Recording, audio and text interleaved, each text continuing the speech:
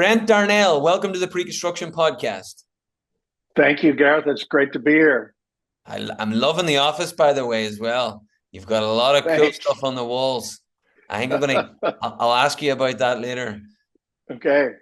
So, Brent, listen, thanks for coming on.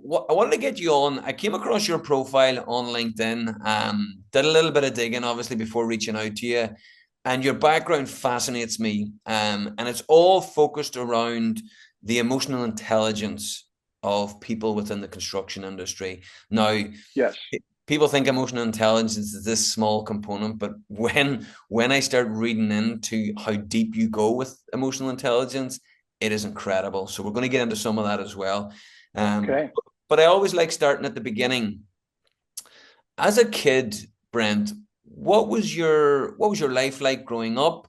Were you always destined for the construction industry? Were you always Mm. destined to be a speaker? It's interesting. I grew up in the construction business. My dad got back from World War II and didn't want to work at the paper mill in Mobile, Alabama, so started as a carpenter and worked his way up to really high levels without any education. And so I grew up in the business. So every 18 months or so, we were moving. Before the age of 25, I probably lived in 20 different places all over the southeast of the US. And so I grew up in that business and worked in it from the time I was old enough to work. So that's in my DNA really is first and foremost, I'm a construction guy. And then my dad wanted me to get an education. So I chose Georgia Tech and mechanical engineering and went through that route. And then when I graduated, I started as an MEP coordinator and then moved up through the project management side of things. And that's how that all came about. And I love construction, loved it as a kid. Before OSHA, dad used to take us up in the buck hoist on the weekends and we'd run around the floors of the buildings he worked on. The only thing between us and certain death was a 2x4 on the leading edge. And my mom was on the ground freaking out, right? But that was our Disneyland. That was our play world. So it was really cool. And there was so much pride with every time we drove by a building that my dad worked on, dad built that building. That's one of dad's buildings. Amazing, isn't it? That really, I mean, obviously construction's a difficult word, but when you have that sense of pride and you're able to talk to your kids about that sense of pride, and you can see when people talk about that, they're beaming Oh with yeah, pride. But what a great absolutely. youth, what a great way to grow up. I mean, you saw it from the very beginning, and I'm interested in the mechanical side. Your father obviously been involved in construction. Did he steer you towards the mechanical side and say You know, this is where the no, money it's is? so no, it's so interesting. I was at Georgia Tech, and I thought maybe I wanted to do building construction. They had a building construction, and they also had an architecture. And I went to the dean and I said, "Look, I'm struggling between architecture and building construction." And he goes, "Well, let me just tell you one thing. If you do building construction, you're not an when you graduate, you're not an architect, you're not an engineer, you're a building construction. So if you know you want to do construction, do that. But if you want a general degree that you can do anything you want with, go mechanical engineering."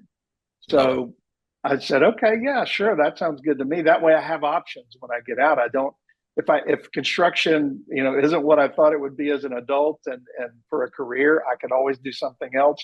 But I never did anything else. That was always, I think that was my destiny, really. So, You're right. We were never letting someone like you go, Brent. Once you get into construction, we're keeping you. But talk yeah, to that's us right. about the little bit of flirting with acting and your love for comedy. I Oh, enjoyed yeah. reading that on your Well, LinkedIn.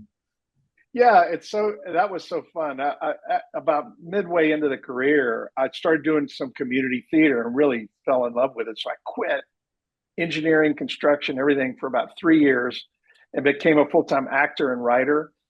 Did a lot. I had a lot of plays produced all over the country. I did a lot of theater, did a lot of improv theater, did a lot of stand-up comedy, did some low-budget horrible movies you never would have seen, and I had a small role on the old TV show In the Heat of the Night.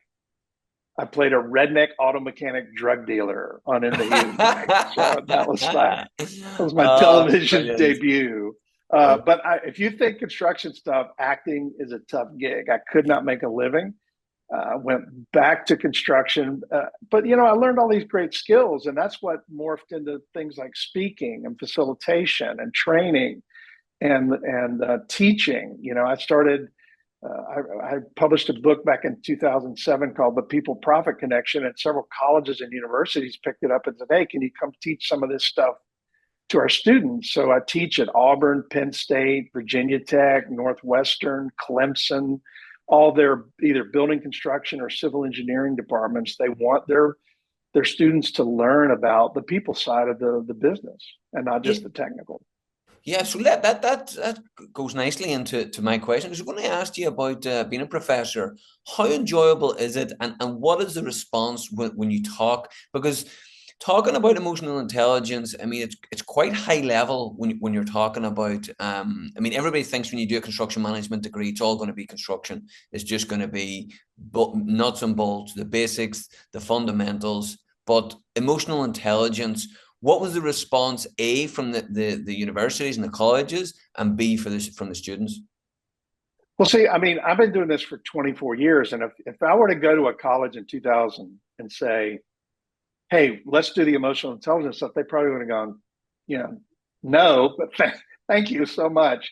Because back then it was really a different business. It was design, bid, build. It was low number. It was adversarial. But look how the industry has changed in the past 20 years. It's more collaborative. It's more relationship driven. It's more, you've got IPD, ILPD, and lean, and design build, and design assist, and CM at risk. Those are all highly collaborative project delivery methods. So it's a different set of skills that you need, right? Yeah. So, and if you don't know anything about academia and curricula, it's really difficult to just add courses on the people side of the stuff. So they bring me in as kind of an adjunct, and start the folks say, take a look at this. This is what's going to propel your career. And my pitch to the students is, hey, do you have student loans? Do you want to move up quickly and get paid a lot in the next 5 years? This is your key right here. This is your ability to deal with humans, to manage people, to connect with people, to motivate others. That's where you're going to get your career going right there. And that's all about emotional intelligence.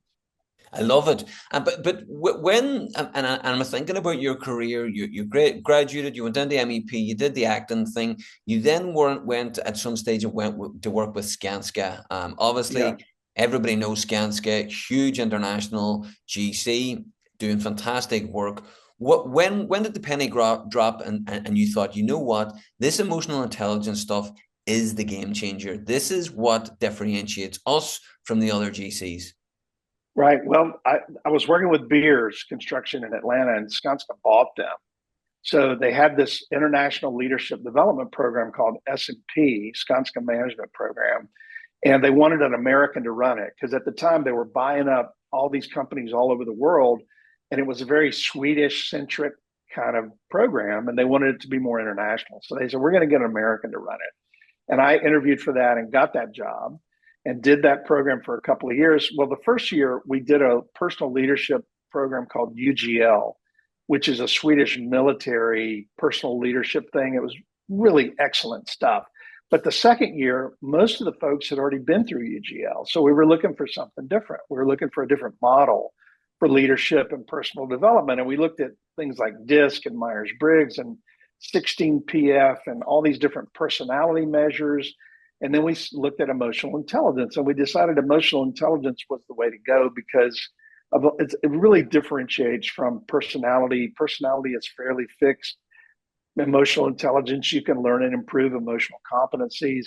There's a measurement, there's a graph, there's numbers, all kind of really cool things that we thought, wow, this is a good fit for this group because these were pretty top leaders in the construction industry. So when we did it, the results were incredible. These guys really shifted and changed. This one guy, his name was Ragnar Udo, and he said at the end of the program, "You have against all odds made me human." Very good. So that made it all worthwhile. Yeah, he changed his style, and he changed how he interacts with people and how he treats his people that report to him, and it changed who he was fundamentally. And we see that a lot in these. We do mostly year-long programs, and it takes a while to change your emotional profile because it's not like cognitive learning. It's more like learning to play a musical instrument or learning a language. It takes time, repetition, practice, and follow up. So, and Brent, when within Skanska, did you start with the top doing this, or did you? I mean, it probably was impossible to do it across the business because there's thousands, if not hundreds of thousands of employees in Skanska. right. And I want to ask you, before you ask that question, what was it like with the leadership? So the heavy hitters kind of getting the buy-in to really focus on this one thing, because I don't know, but it sounds like a big gamble. Yeah, I think they took a risk. Obviously, these were more high potential middle and just above middle managers, like Yeah. senior PM, project exec kind of level guys. And I think they took the risk because there's a lot of good data behind a correlation between good, balanced, high levels of emotional intelligence and performance, business performance, and project performance. There's a lot of good data behind it. So the data's there. And then I think they were looking for something different. So that was there. And then we had a woman in Sweden that helped with implementing the emotional intelligence stuff. And she had a really good reputation in Sweden and had a lot of good data behind implementation of emotional intelligence programs and then increases in retention and business results and those kind of metrics that you do measure for something like this. So the data was there. We're looking for something different, and then of course the results were so amazing. They were like, wow, this is really different. It's a different way of looking at leadership. And then the cool thing, though, that this thing has morphed into over the years is it's about performance, mental, physical, and emotional performance, highest levels. So it's almost like training people like athletes. So we look at not only the emotional side, but we look at stress and nutrition and sleep and exercise and how that affects performance and longevity. And it all works together.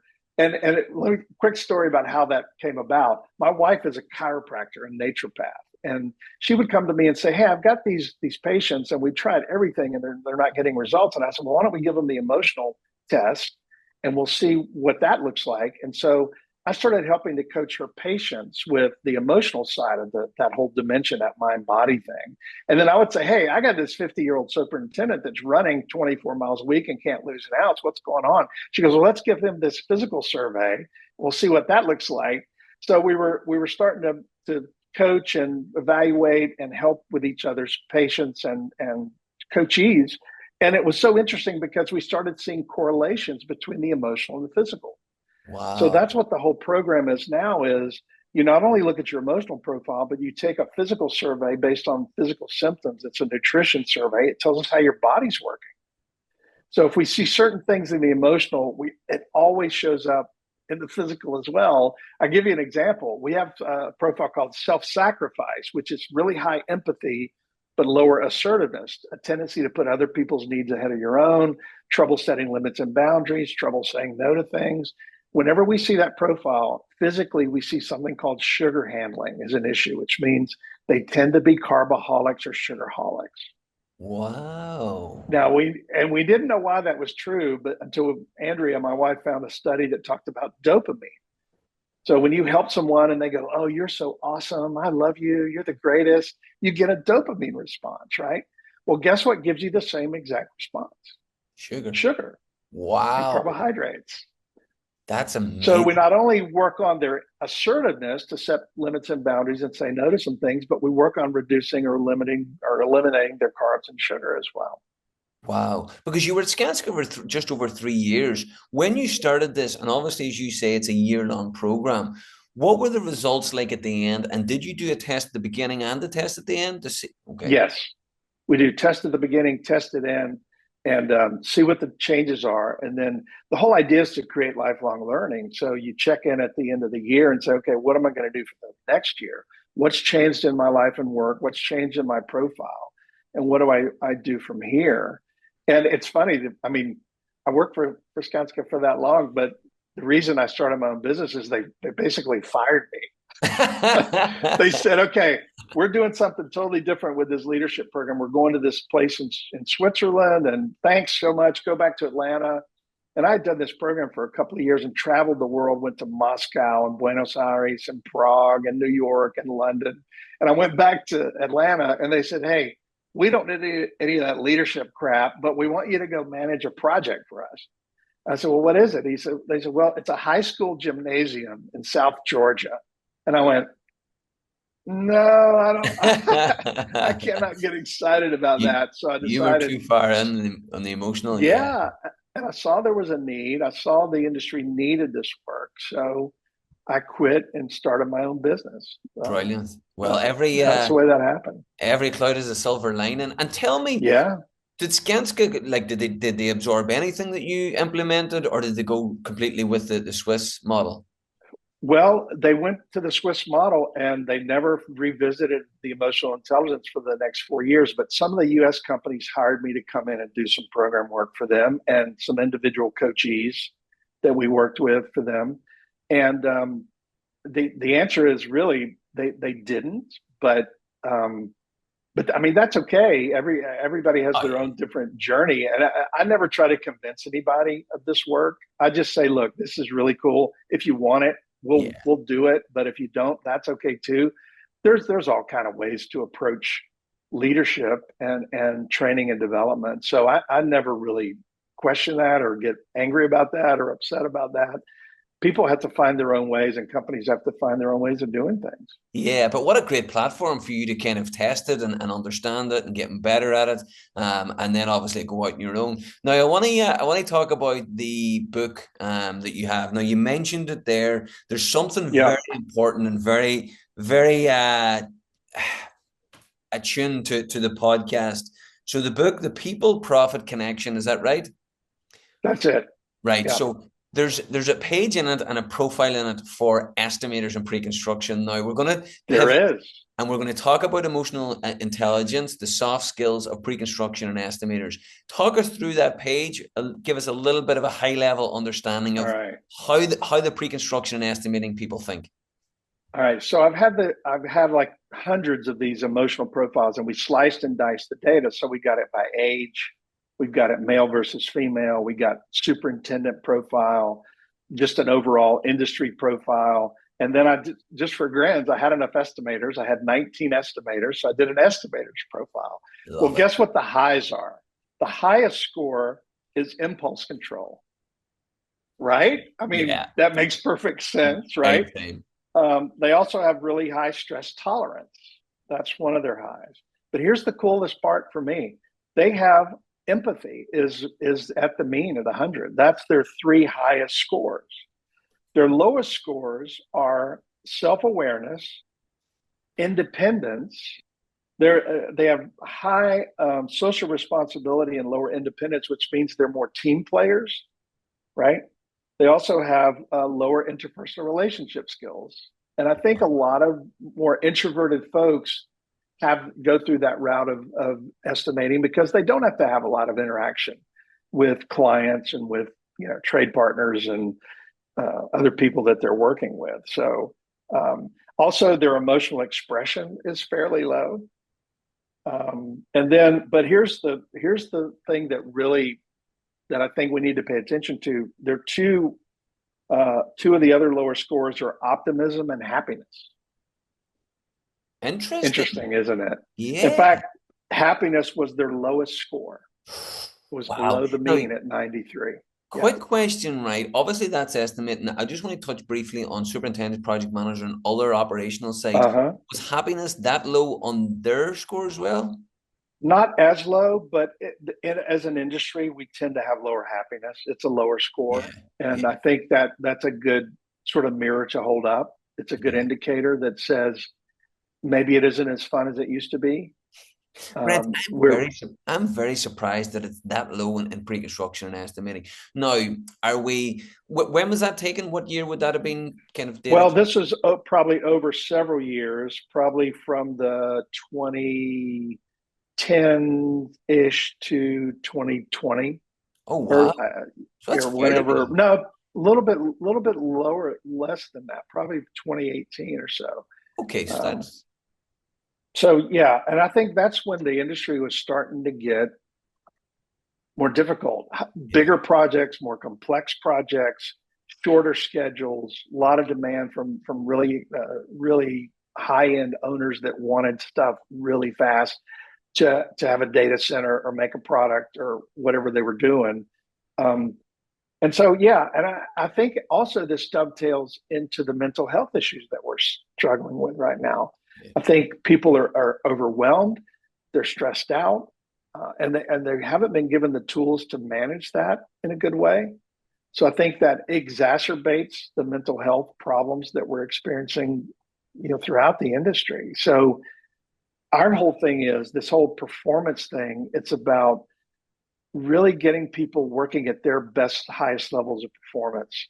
And it's not a replacement for a mental health problem or a diagnosis, but it certainly does help with the day to day stress that folks are under and the ability to manage that stress in a better way and maybe enjoy their work a little bit more. But it sounds like more of a long-term solution that once you get it, I mean, you're talking about happiness and optimism as the two of the bottom ones. I mean, Mm-hmm. surely any company that does that survey and sees that at the bottom, any natural leader would turn around and go, right, we've got to put a long, short, medium, and long-term plan in place to get that out of there, get that out of the bottom two, and get it way up the chart. Agreed, and but I think the companies are just so overwhelmed and busy right now in executing work that there's not a conscious thought about how's this affecting our people, Yeah, and and they'll never say anything. They're yeah. not going to say, "Oh, I'm really struggling here," because that's just not in the nature of the folks in the industry. So they sort of suffer in silence. And then, I mean, we're also seeing a lot of turnover in companies. I think people are leaving companies because of the stress, and they're trying to find a place where they can manage that stress in a better way, or the company says, "Hey, we care about you as a human being, and if you need help, we're here to help you." So Yeah. I think people are looking for those things. And that to me is the biggest worry. And even greater than that, we would get calls from pre-construction estimators all the time, and we would talk to them, and they would say, I'm leaving the industry. So it's not a case of even Yeah. leaving pre-construction to go to another company in pre-construction or leaving pre-construction to go to operations. It's they're actually leaving construction to go because there's loads of options right now. I mean, Oh, the jobs that you that's can do. that set of skills is applicable to just about any industry, Yeah. right? And that Yeah. brings me on to another beautiful point is the skills needed to do pre-construction and estimating, and I'll be keen to get your view on this. We need to start bringing people from other industries and not just looking for the perfect estimator with 5 years experience and a construction management degree. We've got to bring experts from other industries. Oh, I so agree with that. I talk about that all the time. Is we have to change our viewpoint of what, how we interview and hire people, and not just look for civil engineers, BCs, those kind of folks. You can teach people just about anything, right? And with the automated, estimating tools that you have. I met a young woman the other day, and she was in tech. She's a programmer. And I said, "What are you doing now?" She says, "I'm an estimator." And I said, Love it. "Really? Yeah. Really?" I said, "How did you get into that?" She goes, "Well, I was just talking to this guy, and he said, 'Hey, have you ever thought about coming into construction and estimating?'" And she said, "No." And she was in this really high pressure world of startup, and no money. And so now she's working as an estimator, and she says, "I've got a great mentor. He's a senior estimator. He's teaching me everything he knows. He's teaching me," like she said, he said, "Here's our software." She said, "I learned the software in about a day and a half." And he went, That's it. "What?" That's Like, it. wow. Well, So think she's about a it. tech person, right? So he Even, said, yeah. "Okay, now let's teach you about construction." So she said she's learning about sequences of work, and what kind of crew size you need for stuff and all that stuff. He's teaching her that, but I love I what love a that great story. story. And Yeah. those we need more of those stories. But even better than that, the guy that entered the senior estimator that introduced the young lady to estimating, It's up to everybody and everybody listening to this podcast. It's up to everyone to go out and get that one person that's not in construction, get them into construction, give everybody a hand and alleviate the pressure on everyone. But just going back to yourself, Brent, surely now with your consultancy, you are seeing that people are more interested, and I'm going to ask the question, are they more interested in hiring people with the skills or the attitude? Because to me, I see it on my side. They're more interested in the attitude. They're more interested in people that are like sponges that want to learn. I think that's true. I mean, most people are cognitively, you know, cognitively they can learn things, right? They're pretty smart people. Most of the people that are gravitating toward these kinds of industries, you can teach them anything. But I hear that quote all the time: hire for attitude, and then teach them what they need to know to do their jobs. I think that's so true. But here's the cool thing with the emotional work: if you see any like any kind of difficult, any kind of performance issue or people issue, it's going to show up in their emotional profile every time. So if you see someone who's just not good with people, and it'll whatever that trigger is, that emotional foundation is, it'll show up in their profile. They can work on those specific emotional competencies, apply it to working with people better, and that's what creates the change. And a lot of the folks I work with, a lot of superintendents, they'll say, hey, I've been told that every year for 10 years. You got to get better with people. How do you do that? And I said, well, here's the way to do it. So for the superintendents, they have the opposite of the self-sacrifice. Most of them have the alpha profile, which is really high assertiveness, but lower empathy. So we work on the empathy to balance that out a little bit, to get them a little more compassionate and empathetic and understand their people better. And those superintendents that work on empathy and improve it, they become superstars because they can still drive the work, but they can also be compassionate and empathetic when they need to be. So it's about creating that balance that leads to, again, higher levels of performance, right? Yeah, and that's what it's all about. I mean, you know yourself, there's nobody that's perfect. There's no perfect person. And to go back on the pre-construction estimating side, you mentioned at the beginning there, the collaborative environment. I mean, I think it's something like over 90% of projects are now done through some sort of collaborative delivery method. So the skill sets needed in probably mid 90s, even late 80s, is completely different to the skill set needed. Totally different. Yes, yeah. Absolutely. And that's all I tell these folks. Superintendents they're always worried. They go, "Are you going to turn me into a wimp?" And I said, "No, I'm not. You would never be a wimp. We're just gonna work on a little more balance. This is just a different set of skills. And once you get these down, you're gonna do incredibly well. You're already doing great.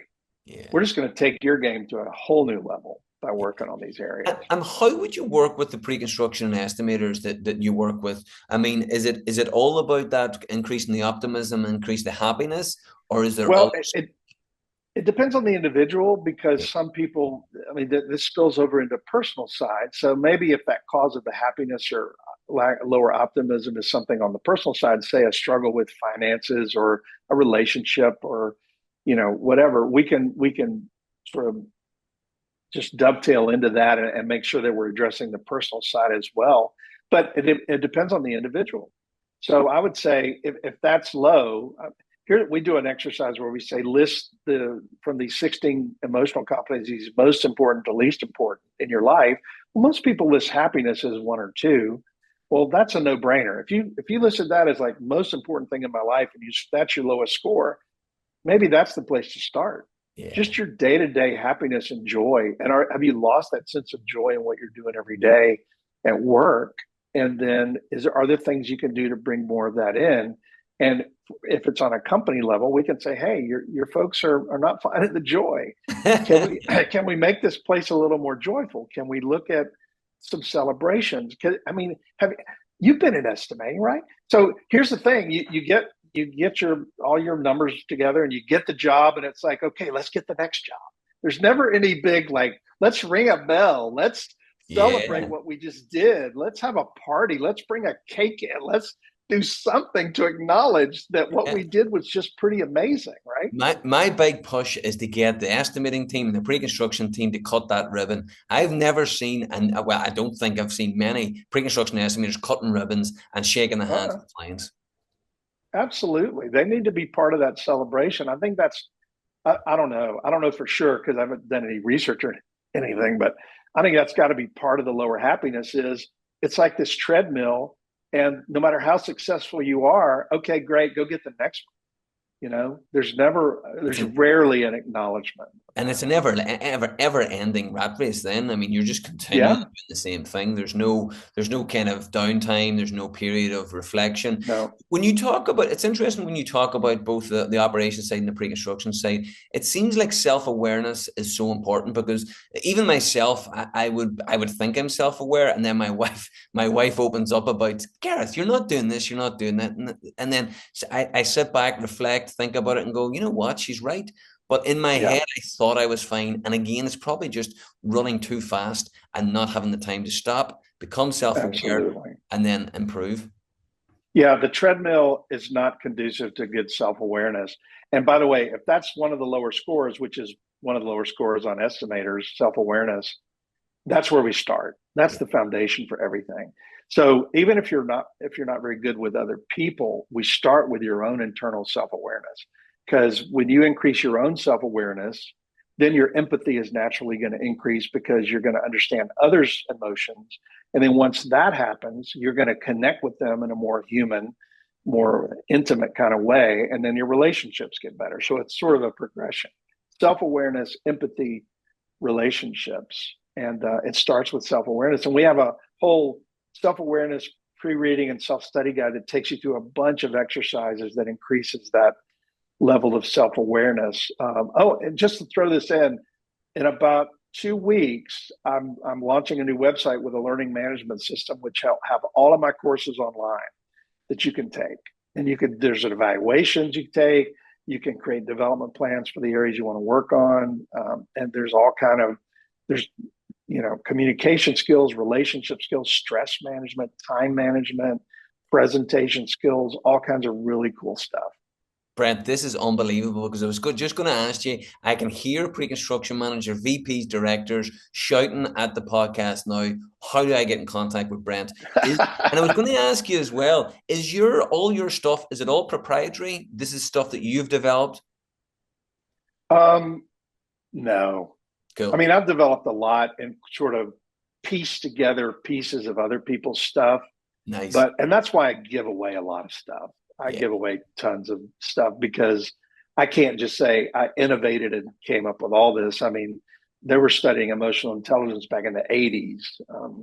And the guys that developed these evaluations, we've developed our own little 45 question evaluation for emotional intelligence. And we've developed a nutrition survey to check with the body stuff. And then I've created this emotional intelligence roadmap, which you work through to create development plans. And then I have a whole big manual of activity guide. So no matter what emotional competence you're working on, there's tons of ways to develop that competence. yeah. Well, So listen. yeah, I've developed a lot of stuff, but also pieced it together from other people's stuff and morphed it into what I'm doing. And lots of good folks out there that have done some stuff before me. So I'm not going to say I stole it. I used it as a foundation to work from and then developed it. And most of the tweaks were making it for the construction industry and engineers and BC folks. So, And that's the secret sauce. I mean, I don't. There's not too much stuff that's made up from scratch. You reverse engineered it and you customized it towards construction, and that's what you yeah. need. There's no doubt about it, Brent. I mean, ENR was right. I mean, you need to be more of a voice within these companies. If there's anybody listening now, Brent, and they go, you know what, I want to bring Brent in. I'm a mid-sized, large, small GC. I love what he's saying, and I want to delve into the emotional intelligence of my staff. Where's the best place to get you? Well, BrentDarnell.com is the website, and it has everything you need on there. It's got the learning management system with all the online courses. It's got ways to do like for a keynote, for a day workshop, for a long term, year long program. It's all there. and then just contact me. And if there's something you don't see that you need, like if you say, boy, if I could find this resource on this topic or whatever, I've probably got it. If I don't have it, I'll find it and I'll get it to you. And most of it will probably just be free. I'll just send it to you. Lovely. Jeez, Brent, you're a gem. You really are. Listen, this has been fantastic. And folks, if you're listening, in the show notes will be all those links that Brent just discussed. So I'll put his LinkedIn profile there. I'll put his LMS system link there. And I will also put his website address there as well. So just pop in below and everything will be there.